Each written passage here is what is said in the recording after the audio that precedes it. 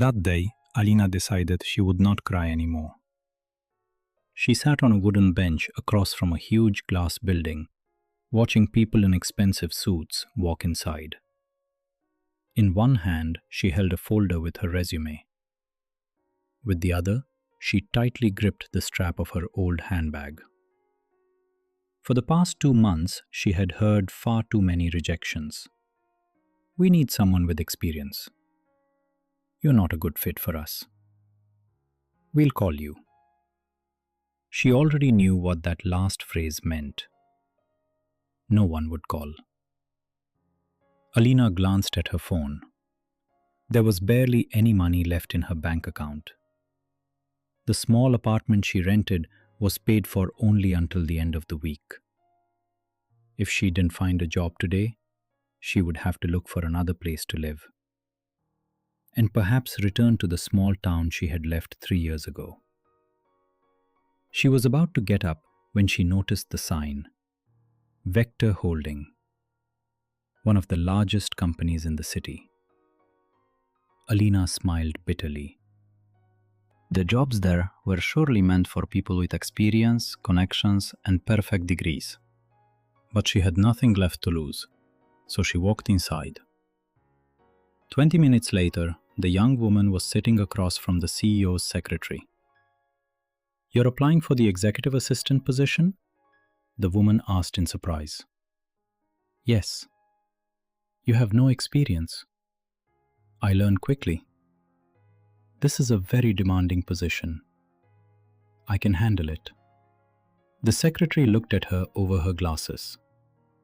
"Everyone says that." Alina lowered her eyes to her worn-out shoes. "I really need this job." At that moment, the door across the hall opened. A man stepped out. Tall, impeccably dressed, black hair, cold eyes, and a calm expression. Everyone around him immediately lowered their voices. Alina looked up.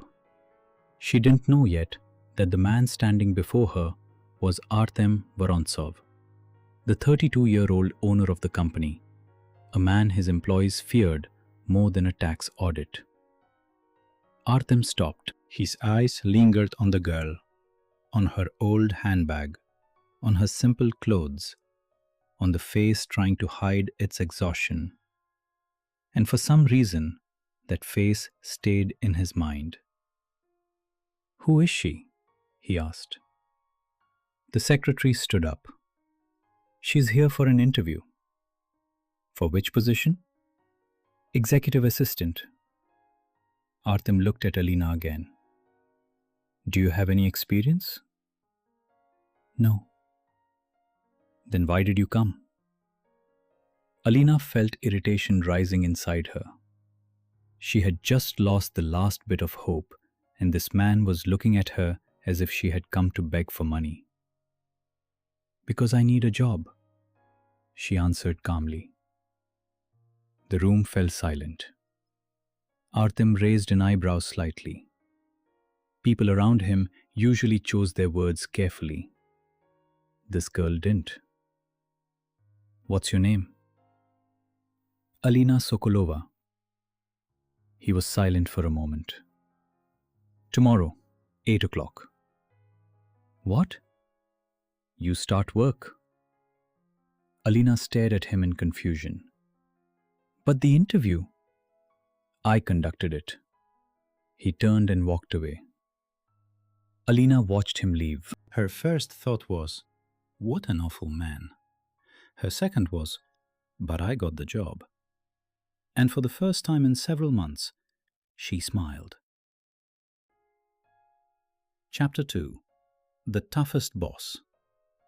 The next day, Alina arrived at the office at 7:45. Artem was already there. He worked as if he didn't need sleep at all. At 8:05, the first folder appeared on her desk. "Go through it." At 8:20, there was a second. At 8:40, a third.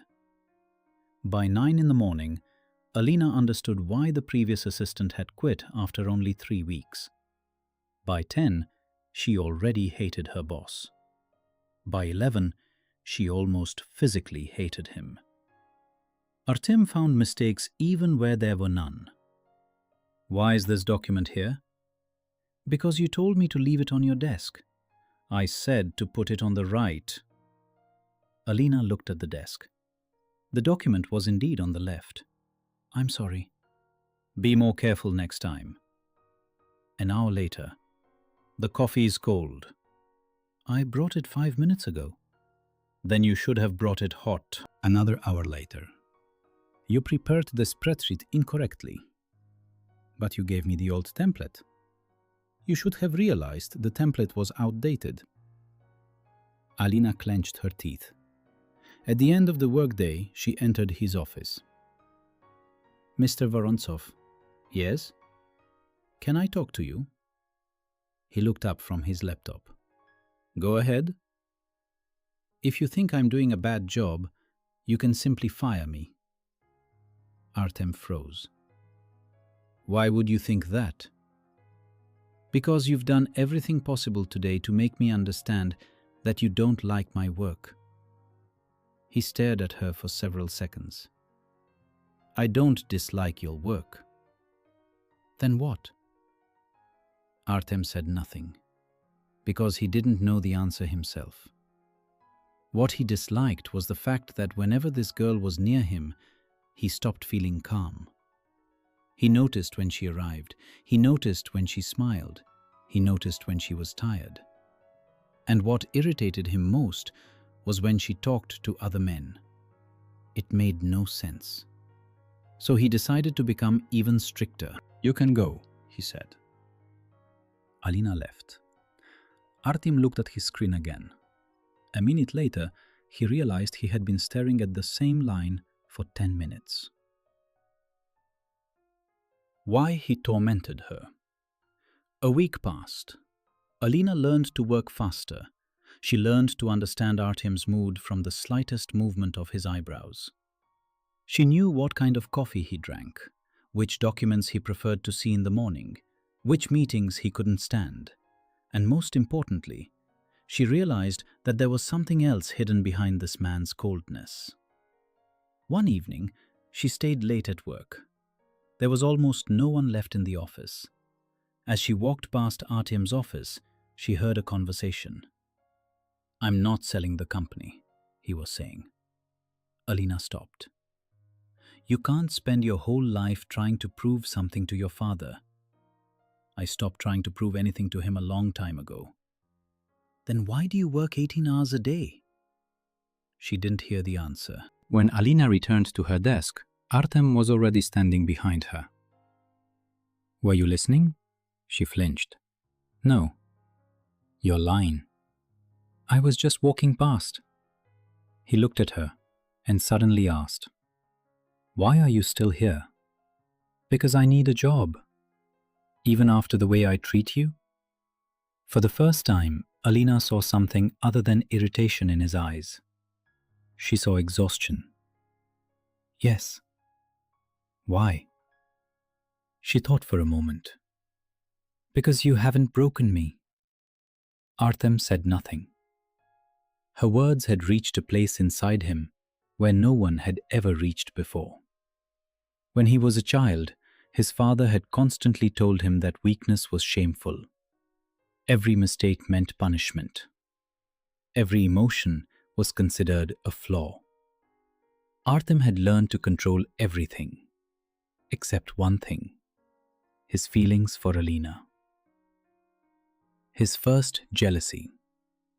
A month later, a new employee joined the company, Maxim, a young manager, open, friendly, with a good sense of humor. He and Alina quickly found common ground. They often had lunch together. Sometimes they talked beside her desk. One day, Maxim brought her flowers. "Just because," he said. Alina smiled. "Thank you." At that moment, Artem stepped out of his office. He saw the flowers, he saw Alina smiling, and stopped. "Alina?" She turned. "Yes?" "My office." Maxim stepped away. Alina entered. "What happened?"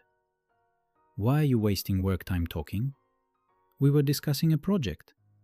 Are the flowers part of the project too? She looked at him. What does it matter to you? Artyom clenched his jaw. As long as you work for my company, everything about you is my concern. Then just say it directly. Say what? You're jealous. His eyes shot up. For a second, Alina regretted saying it. But Artyom suddenly smiled. Don't flatter yourself. Then why does it bother you so much? Because you should be thinking about your work.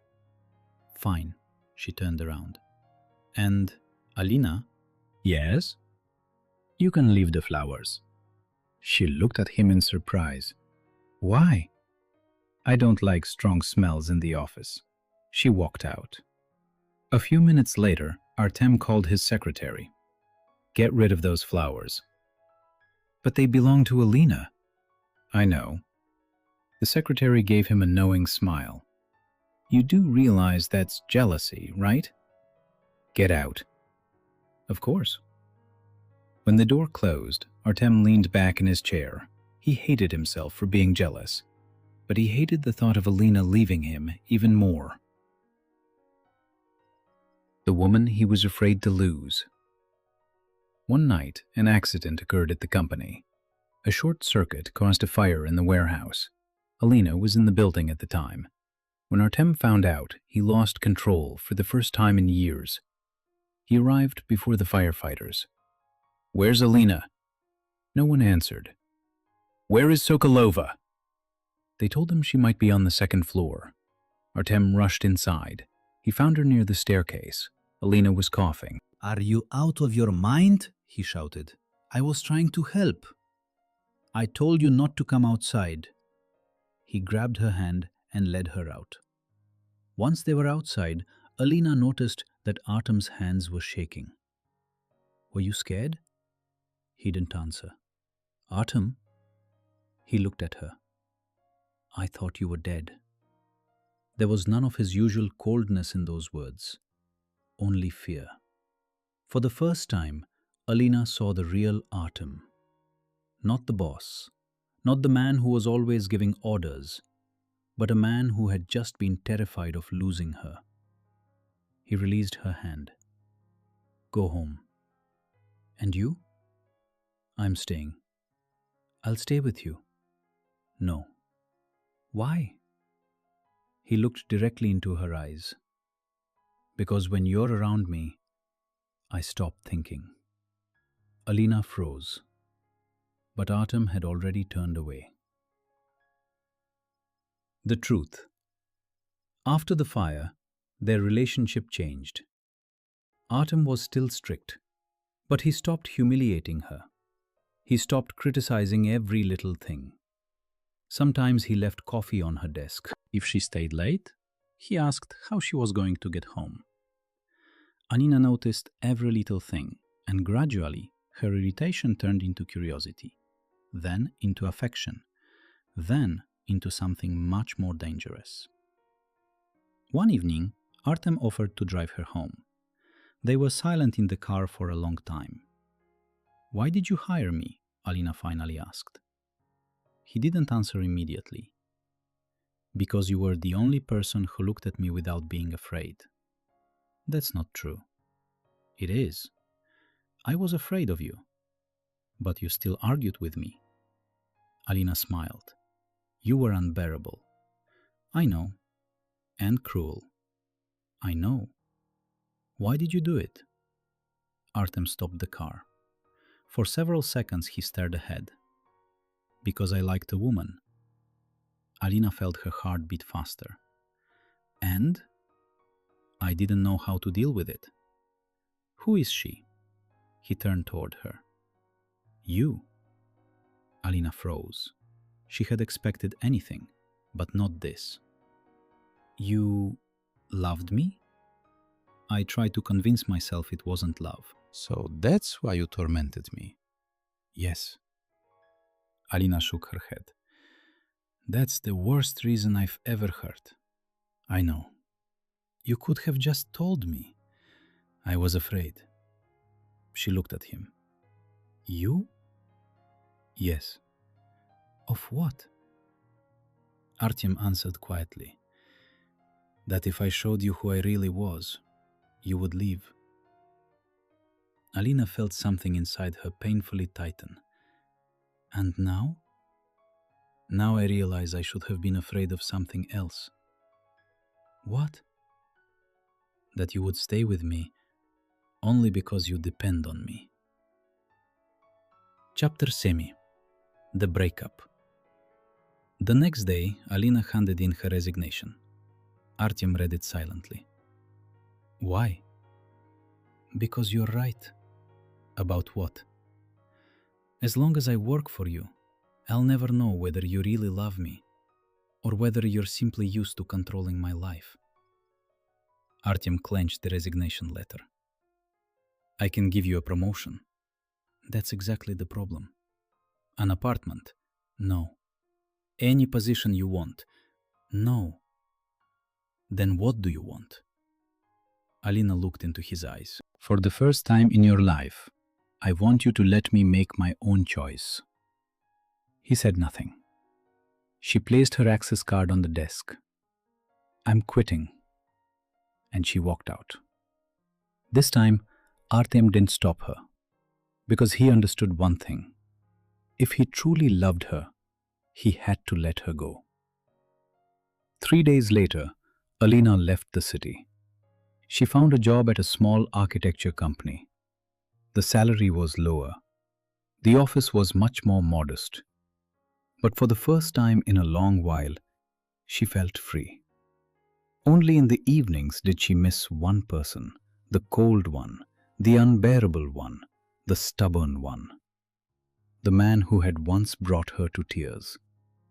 And the man whose smile she now remembered better than anything else. Without power. 3 months passed. One evening, Alina left the office. Snow was falling. She saw a man standing near the bus stop. A black coat, dark hair, a familiar silhouette. Artyom. He didn't approach. He simply stood there. Alina walked toward him. What are you doing here? Waiting for you. Why? He handed her an envelope. Your last piece of business. Alina opened it. Inside was a contract. What is this? A project for your new company. I want to offer you a partnership. That's all? Yes. She looked at him. You came all the way across the city for a contract? No. Then why? He took a step closer. To say something I should have said a long time ago. Alina said nothing. I love you. Simply. Without orders, without demands, without trying to control her. But I'm no longer your boss, he continued, and you don't owe me anything. Alina felt tears in her eyes. What if I say no? I'll leave. And you won't look for me again? No. Even if I miss you? For the first time, Artyom smiled. Then you'll find me. Alina laughed through her tears. You've become too confident. I'm trying. She stepped closer. And what if I say yes? Then I'll ask you to give me a second chance. Under what conditions? Yours. Alina looked into his eyes and realized she could no longer see coldness there, only fear and hope. Love without conditions. Their relationship didn't begin with a kiss. It began with a conversation. Alina told him about her past, about poverty, about the fear of being alone, about how difficult it had always been for her to ask for help. Artyom told her about his father, about a childhood in which love always had to be earned, about why he had learned to control people, about why It had always been easier for him to be cruel than to admit he was afraid. For the first time, they saw each other as they truly were. Not a boss and an employee. Not a wealthy man and a poor girl. Just two people. A month later, Artem asked Alina to meet him. She came to a restaurant. There were no expensive gifts on the table. Only a small box. "What is it?" she asked. "Open it." Inside was an old metal keychain. Alina recognized it. It was her first company access card. "Why did you keep it?" Artem smiled. "Because that was the day I met the woman who changed my life." Alina looked at him. "You know, that day I thought you were a monster." "I know. And sometimes I still do." "I know that too." She laughed. "But I love you." Artem froze. He had imagined this moment so many times, but when he finally heard those words, he couldn't say anything. He simply took her hand. "Say it again." "No." "Why?" "So you don't get used to it." He smiled. And for the first time in his life, Artyom Vorontsov allowed himself to be happy. 10. 1 year later. A year later, they stood in front of that same building again. Alina looked up at the enormous windows. "Do you remember when I came here looking for a job?" "I remember." "Back then, I thought it was the worst day of my life. And I thought I had found the perfect employee." "You were lying." "A little," she smiled. "When did you realize you loved me?" Artem thought for a moment. "The first day." "The first day?" "Yes." "Then why did you treat me so horribly?" He sighed. "Because I was an idiot." "Agreed." He laughed. Alina took his hand. "You know what's strange?" "What?" "If you hadn't hired me that day, we never would have met." "Exactly." Artem looked at her. "Sometimes the hardest doors open precisely when we've already decided there's nowhere left to go." Alina rested her head on his shoulder. She remembered that day. The old handbag, the last of her money, the fear, the desperation, and the man she had hated. The man who would later become the closest person in her life. She realized something simple. Sometimes love comes when you're not looking for it. Sometimes it comes at the very moment when all you can think about is how to survive. And at first, it may look like irritation, like anger, Like endless arguments, like wanting never to see that person again. And then, one day, you realize that his is the voice you want to hear in the evening. His are the footsteps you wait for outside the door. His is the hand you reach for in your sleep. And the most frightening realization of all is that you can no longer imagine your life without him. Alina looked up. "Artem?" "Yes?" "I love you." He smiled. "I know." "Arrogant." "You made me this way." She laughed. And then he kissed her. And in that moment, there was no wealthy boss and no poor girl. There was no power, no money, no past. There were only two people who had met on the hardest day of their lives, and who had accidentally found in each other the one thing they had both been most afraid of: a home. The end.